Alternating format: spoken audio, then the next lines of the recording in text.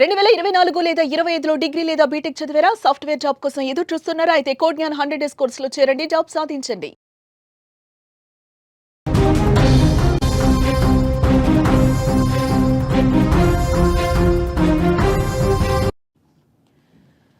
మరోసారి పహల్గామ్ ఉగ్రదాడి లాంటి కుట్రకు పాకిస్తాన్ కుట్ర పన్నుతుందా?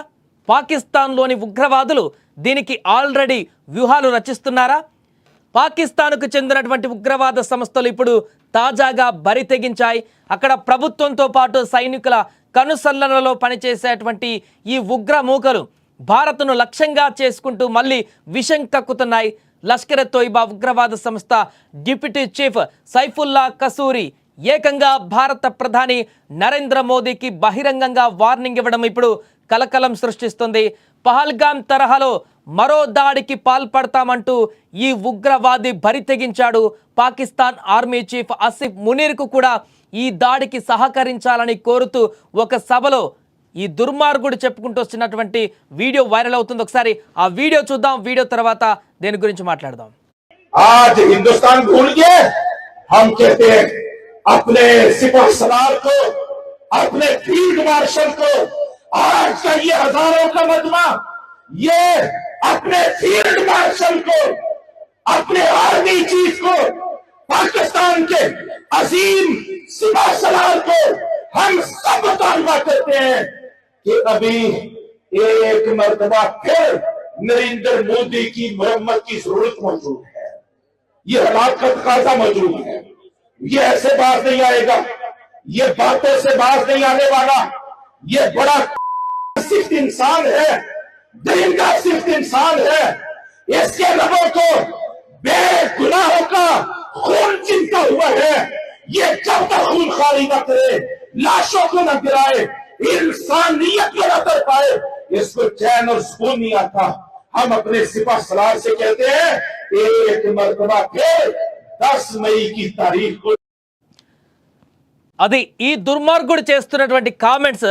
లష్కర్ ఏ డిప్యూటీ చీఫ్ పహల్గామ్ దాడి సూత్రధారిగా ఉన్నటువంటి ఈ వ్యక్తి తాజాగా మరొక దాడి చేయడానికి పాక్ ఆర్మీ చీఫ్ కూడా సహకరించాలని మాట్లాడుతూ ప్రధాని మోదీ పేరుని నేరుగా ప్రస్తావిస్తూ అంతం చేస్తామంటూ పిచ్చికూతలు మళ్ళీ అక్కడ కూస్తూ అక్కడ జనాలని రెచ్చగొట్టేటువంటి ప్రయత్నం చేస్తున్నాడు.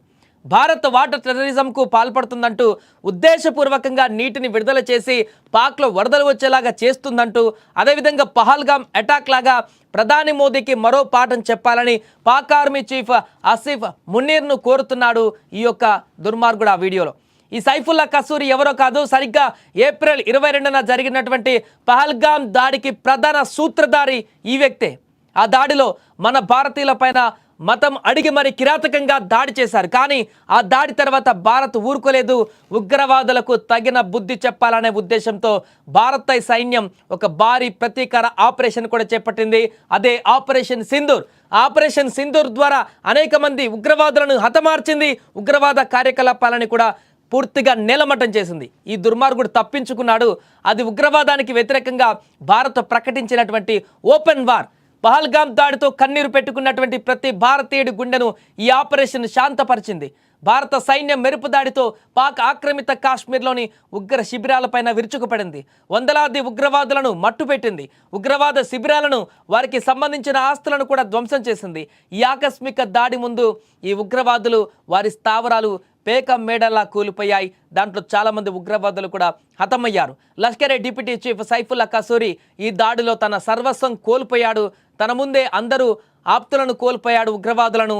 అందుకే ఈ రకంగా రెచ్చిపోతున్నాడు. అక్కడ అతని స్థావరాలు పూర్తిగా నాశనం అయిపోయాయి. అత్యంత నమ్మకస్తులైనటువంటి అనుచరులు, ఉగ్రవాద సహచరులు, సొంత కుటుంబీకులు కూడా భారత జవాన్ల చేతులు అంటే ఆపరేషన్ సింధూర్లో మరణించారు. ఈ దాడి నుంచి తప్పించుకున్నప్పటికీ కసూరి ఒంటరిగా మిగిలిపోయాడు. తన ఉగ్రరాజ్యంలోని ముఖ్యమైనటువంటి స్థావరాలను, తన మనుషులను కోల్పోయిన కసూరి ఆపరేషన్ సింధూర్ దెబ్బకు కోలుకోలేని స్థితికి చేరాడు. భారత్ చేతిలో ఘోర పరాజయం పాలైన సైఫుల్లా కసూరి సిగ్గు లేకుండా ఇప్పుడు మళ్ళీ భారత్ను టార్గెట్ చేస్తానంటూ బీరాలు పలుకుతున్నాడు. అక్కడున్నటువంటి యువకులను తన బుట్టలో వేసుకునే ప్రయత్నాలు చేస్తున్నాడు. మరలా ఉగ్రవాదులను తయారు చేసేటువంటి పనికి పూనుకున్నాడు. పాకిస్తాన్లో వరదలు భారత కారణమంటూ అక్కడ వచ్చిన వరదలకి ఉద్దేశపూర్వకంగా నీటిని విడుదల చేసిందంటూ, వరదలు వచ్చేలా చేస్తుందంటూ అవాస్తవాలను ఆరోపిస్తున్నాడు. దీన్ని వాటర్ టెర్రరిజం అంటూ కొత్త పేరు పెట్టి పాక్ ప్రజలను రెచ్చగొడుతూ వారికి లేనిపోని భయాలను సృష్టిస్తున్నాడు. వరద బాధితులపైన సానుభూతి చూపకుండా వారిని కూడా తన ఉగ్రవాద ఎజెండాకు వాడుకునే ప్రయత్నాలు చేస్తున్నాడు ఇప్పుడు ఈ దుర్మార్గుడు. ఇక భారత్ను కవ్విస్తే మళ్ళీ ఆపరేషన్ సింధూర్ తరహా ప్రతీకారం తప్పదని కసూరి వంటి ఉగ్రవాదులు గుర్తుంచుకోవాలి. ఇక్కడ ఇప్పటికే నిన్న కూడా ప్రకటించడం జరిగింది, ఆపరేషన్ సింధూర్ 2 ఇంకా భయంకరంగా ఉంటుంది. పూర్తిగా పాకిస్తాన్ రెచ్చగొడితే మాత్రం ఆ ప్రపంచ పటంలోనే నామరూపం లేకుండా పోతుందంటూ కూడా ఆర్మీ అధికారులు హెచ్చరించారు. దేశ భద్రతకు ముప్పు వస్తే సరిహద్దులు దాటి మరి ఉగ్రవాదులను వెంటాడే సత్తా ఉన్నటువంటి భారత సైన్యానికి ఈసారి ఇలాంటి ఘటనలు జరిగితే పాకిస్తాన్లో ఉగ్రవాదం అనే పేరు వినడానికి కూడా భయపడేలా భారత్ చేయగలదు. అది గుర్తు పెట్టుకోవాలి ఇలాంటి రెచ్చిపోయేటువంటి పేట్రేగిపోయేటువంటి ఉగ్రమూకలు.